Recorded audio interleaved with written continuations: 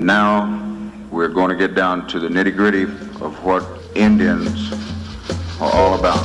I still say we Indian people are believers in the truth. This is the way of life that was given to your people. You're born an Indian, you're going to die an Indian. Indianness is a good life. You're facing an Indian this afternoon.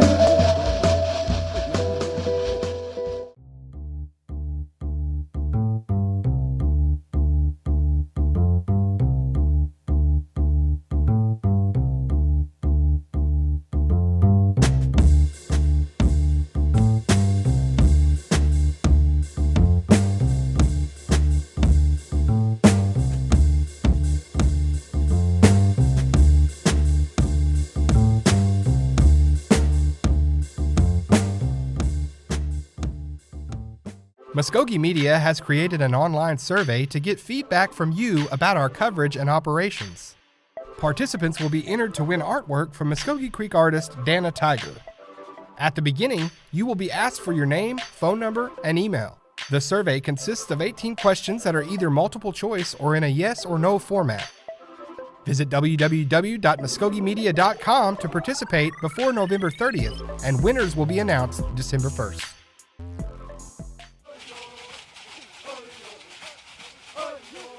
If you're both ready, we're going to go ahead and begin. Sure. All right, Mr. Marshall, we'll start with you. What information would you require as a council representative in order to vote on property purchases, business ventures, etc.?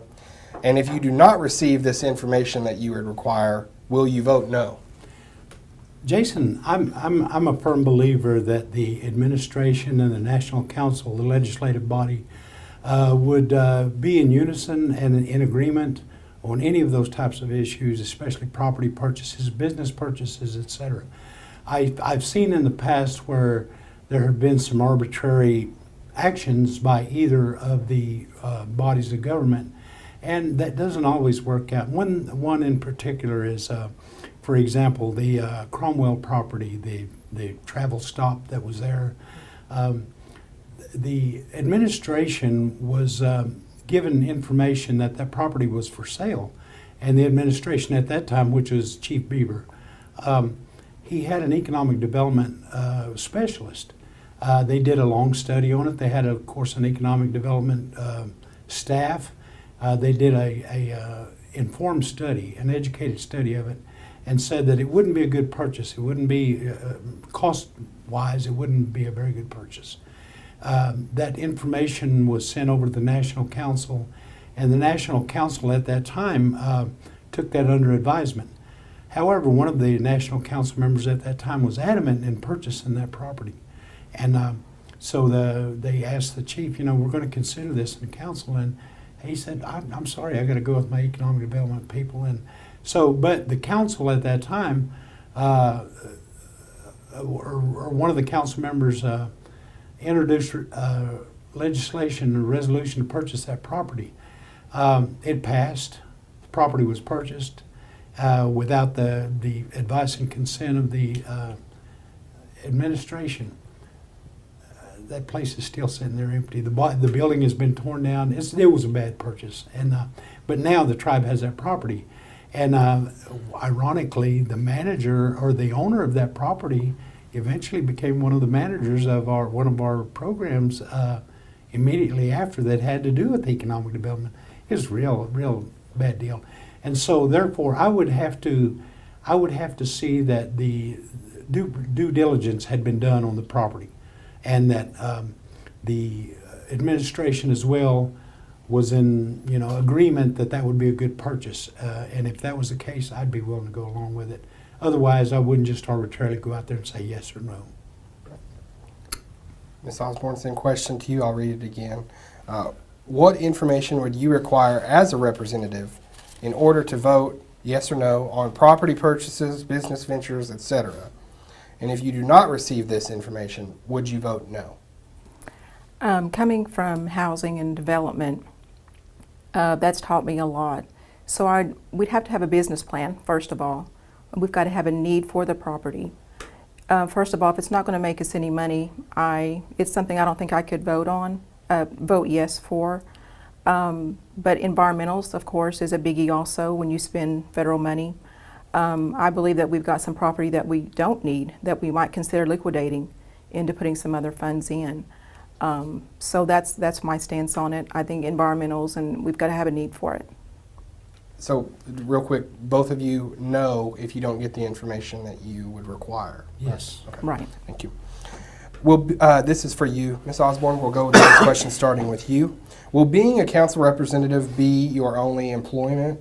If not, will you miss work to attend meetings? When I proposed this to my boss, my current boss, her first question to me is, are you going to leave me? So after going through the forms and everything, I believe that I can handle working full-time in addition to working for council. I know my body.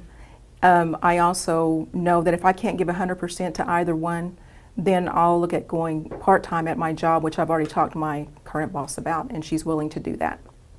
Thank you, Mr. Marshall. Will this be your only employment as a National Council representative? And if not, will you miss work to attend the meetings? It's not even a question, Jason. I'm currently drawing Social Security disability, and I will until from now on, and so I'm available 100% of the time. I have, there's no question whatsoever that I would give everything I had to this position. Thank you both. Go back to you, Mr. Marshall, for this next question and start us off here. Are you currently under contract for any entity or organization outside of the Mvskoke Creek Nation, or do you have any previously undisclosed business interests?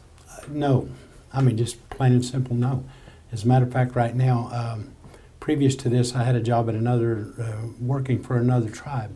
And when I saw this coming up, I resigned before I even ran for office because I knew that I wanted to apply myself 100% to this. Not only that, but I'm currently remodeling a home that I plan to spend the rest of my life in, and I'm kind of putting all my time into that. So I have no other business interests. I do, of course, as you know, and many people know, that I do language classes from time to time, Mvskoke language classes. However, I don't consider that another job or anything like that. That's just something that I do because I enjoy sharing our language and our culture. Thank you, sir. Ms. Osborne, same thing. Are you currently under contract for any entity or organization outside of the Mvskoke Creek Nation? Of course, you do have the answer that you are employed, so not including that. But any contract for an entity or organization outside of the MCN, or do you have any previously undisclosed business interests? No, sir. Thank you. Jason? Yes, sir. Matt? Would you like to respond? Sure, Yes, please. I would. I know we're supposed to be debating, Right. but I don't think that's anything to hold against any candidate, whether they have a job or not, because they know whether or not they can do the job. We've seen a lot of council members in the Creek Nation that were successful and that had jobs otherwise too. And that question has popped up in some of the forums. To me, I feel like that it depends on the individual.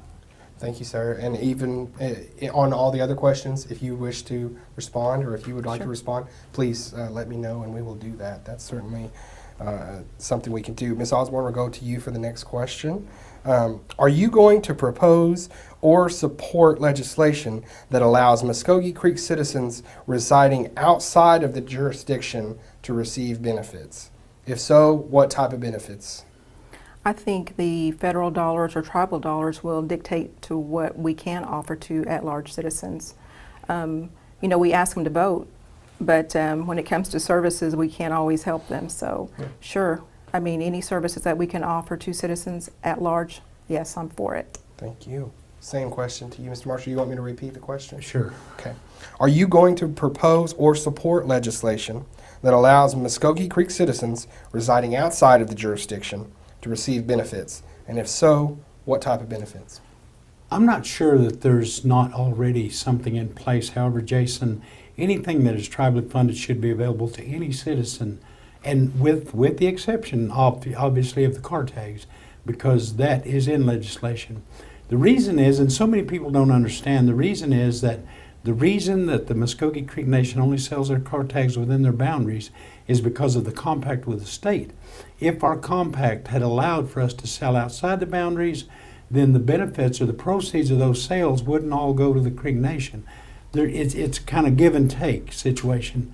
However, on any other program where it's tribally funded, I don't see why anybody in Tennessee, California, Texas, Kansas City, Missouri couldn't apply for the same benefits. And like I said, I'm not sure that's not already. So if not, certainly it would. If it required legislation, I'd be right there. Thank you. We'll stay right with you for this next question. This actually comes from a citizen from Mvskoke named Anthony. He asked, if elected, what would you do to make sure that our language will not only be preserved, but brought back to life? I love that question. Okay. As you and many people know that I'm something of a self-made linguist. I do a lot of language classes. I'm a first language Mvskoke speaker. I believe in the language. I believe that it's a part of what makes us as the people.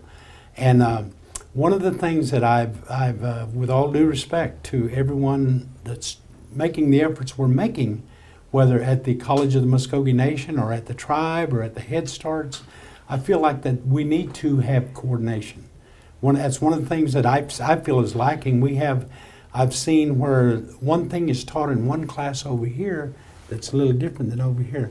Not only do we need to coordinate within ourselves, but this language doesn't belong to the tribe, it belongs to the people.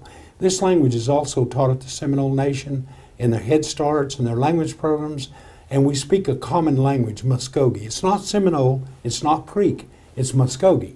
And we all speak the same language. When you go to the ceremonial grounds, you're not Seminole or Creek, you're Mvskoke. When you go to the Indian churches, we don't have a section for Seminoles, a section for Creeks, it's Mvskoke.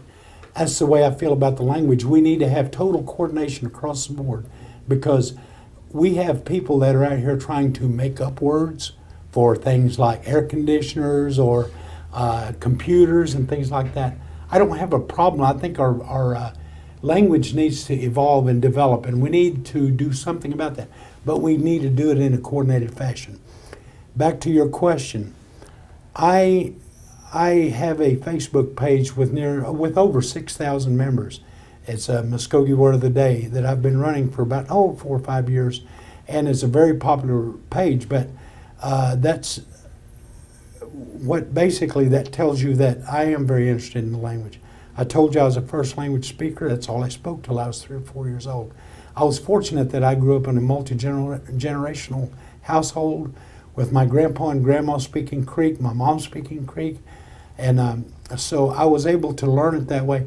And I feel like that as a people, it's who we are. Not only our language, but our culture as well. I feel like that our culture needs to be uplifted and supported by the tribe. What will I do? I would like to see that the language department does more to develop language programs, especially for the young people. They learn the quickest. And so that's, and not only the language, but the hymns, the stories, things like that. I'm not trying to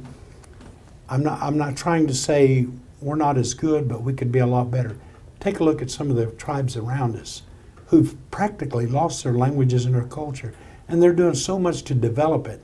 I feel like we're not doing as much. We don't have a cultural center like some of our neighbors do, and we're not putting the hundreds of thousands of dollars into the language program that some of these other tribes are doing. I feel like we could do more. Thank you. Same question to you, Ms. Osborne. And again, from MC and citizen Anthony from Mvskoke. If elected, what would you do to make sure that our language will not only be preserved, but brought back to life? I agree with what Mr. Marshall said regarding coordination of the language programs that we offer. But I was not brought up in a home that spoke the language. I actually visited with my dad about this a couple days ago, and he said that he asked his mother when she was alive why she didn't teach him or the other children the language. And she said that she felt like it was going to be at a disadvantage to them because she was brought up in went to a boarding school. And of course, you know, what happened with kids that were speaking the language. So she didn't want them to have a disadvantage. So again, I agree with the coordination of it. But I was at Intertribal last week in Durant, and something that really stood out to me was Governor Anatobi, Chickasaw Nation.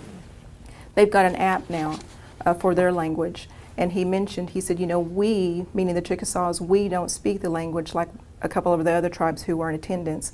And I knew who he was talking about. That made me feel good that he was talking probably about the Creeks and the Seminoles. So I appreciate that. So yes, I think the language is very important. Thank you, Miss. We have another question that will start with you, Ms. Osborne, and another question coming from a citizen of you all's district that you're vying for. This comes from Mike in Wetumpka. He asks, each of you have publicized over 20 plus years of tribal experience. Can you please detail those positions with details pertaining to your departure from those positions? Sure. I started working for the Housing Authority of the Creek Nation. At the time, it was a housing authority in 1998. And I started there in admissions, or went to housing management, and then to development.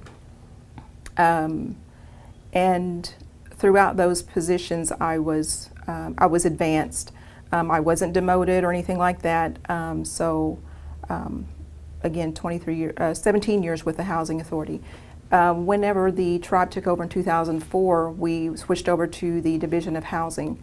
And what I thought was a demotion, I was actually transferred to development. But it allowed me to learn a lot more of housing. And so now, of course, currently I'm with the Housing Authority of the Seminole Nation. But before I left the Creek Nation, I was actually working for the SIP plan in Wetumpka. I was transferred over there to try and help along, but and then One Fire took over.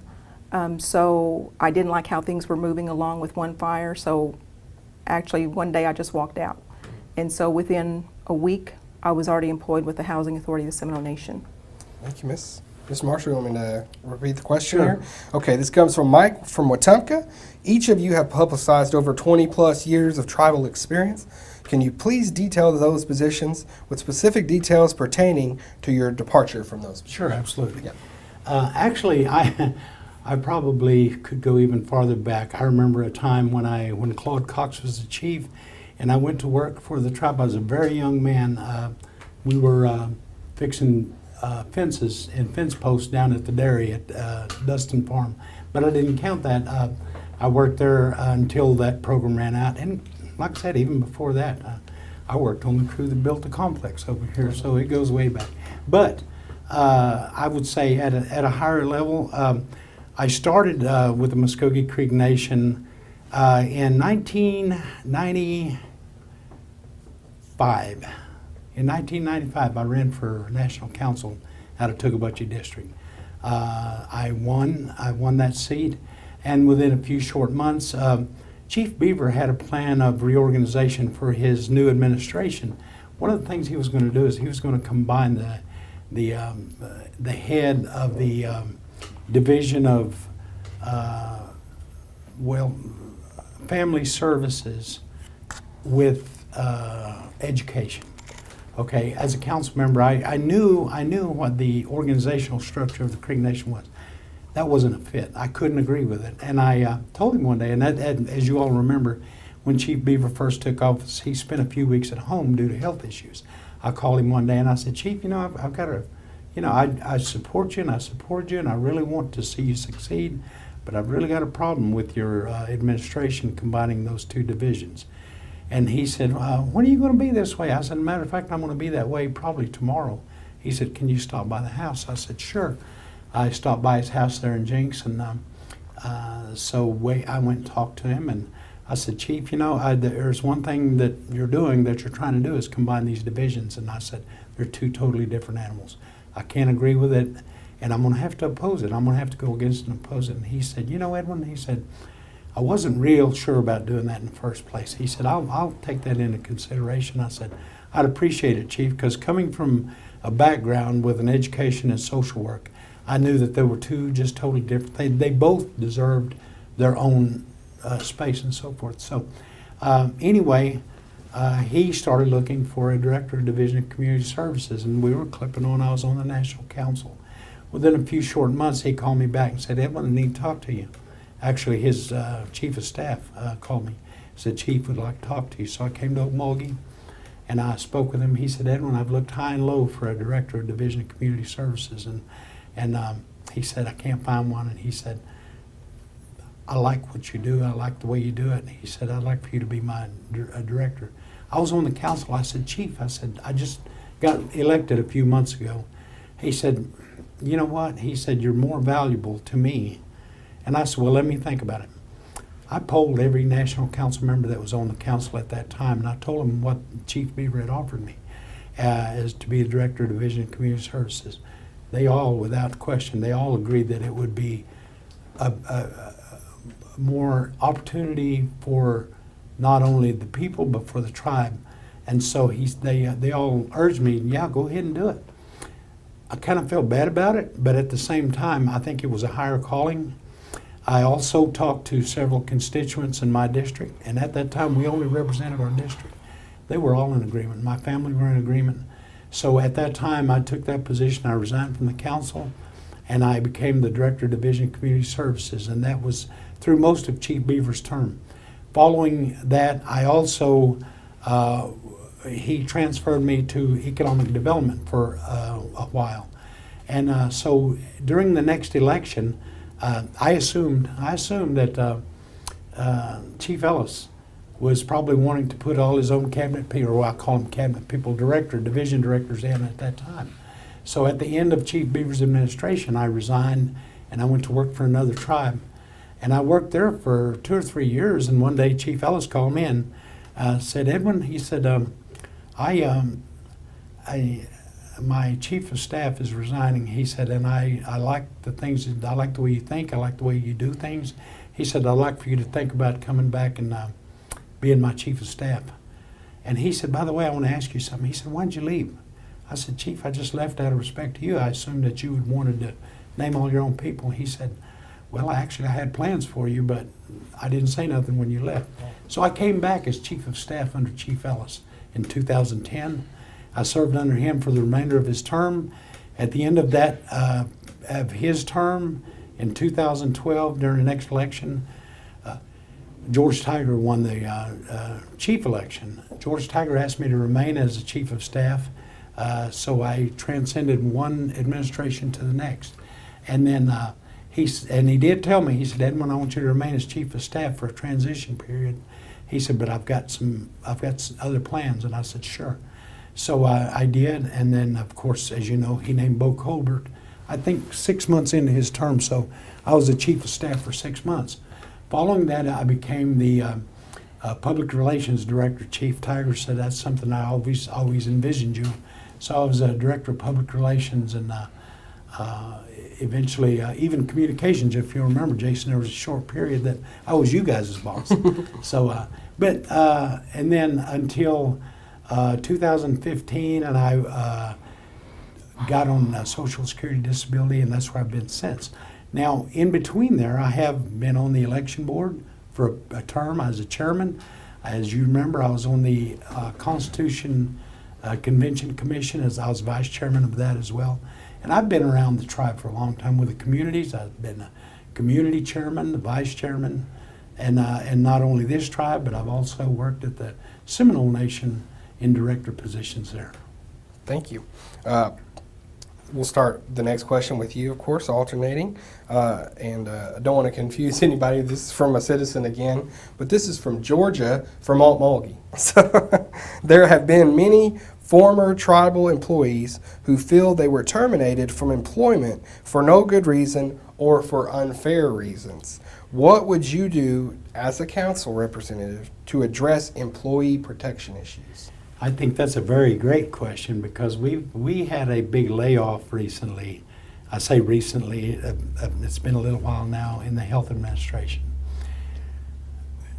Some of the layoffs were questionable due to the tenure of some of the people that have been laid off. And there were people who were laid off that were Creek citizens, and in favor of people who weren't Creek citizens. And I think that there's got to be something in place, and there has to be something to show at least the council committee over the health administration that these things were done with consideration for tribal citizens. I honestly, like I said, I honestly think that there were some decisions made about layoffs that had more to do with favoritism than it did with tribal members. And but I'm not picking on health. I mean, that has happened before in other areas. And I just want to be sure, and I'm not saying that layoffs aren't always necessary. When they are necessary, let's do it in favor of the Creek citizens. Let's do it in favor of Creek children, families. You know, they've got livelihoods and some of them were let go cold turkey. You know, luckily they had maybe a little bit of retirement they had saved up or 401k. But for a lot of them, they just went home. They were given notice, and the next week they were gone home. And I think there needs to be a process for doing that, and that needs to be put into legislation. Thank you, sir.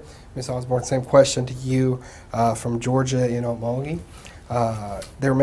There have been many former tribal employees who feel they were terminated from employment for no good reason or for unfair reasons. What would you do to address employee protection issues? I think we need to revisit the Employee Protection Act. I've been doing some research and I just found out, well, first of all, let me say this. I'm employee-oriented and I'm service-oriented. And throughout the summer during the campaign season, I found out that there was an Employee Protection Act, which I knew nothing about. I think it was approved in 1995. And then I was actually employed with the tribe 3 years later. It also says in that Employee Protection Act that each employee should get a copy of that. And again, I didn't even know we even had it. So I just think that we need to revisit that, and I think it's a matter of working with the administration, because I do feel the same way. I think I'm kind of unique in this campaign because I have worked for the tribe a number of years, but I've worked with the worker bees, what I call the worker bees. I've not been part of the upper echelon, so I know how it is to be an employee, to see good things and bad things. So again, I think we need to revisit that. And also too, I'm going to go out there and say, for those, anyone who has any disorderly conduct from top to bottom, to me they should be prosecuted. That's the way it's supposed to go. I don't think employees should be recycled through the system. If someone does something wrong, then they need to be prosecuted for it. They shouldn't be allowed to resign. They shouldn't even be able to work for the tribe again, depending on what it is. And that's my stance on it. But again, going back to the Employee Protection Act, we need to look at that. We need to revisit that.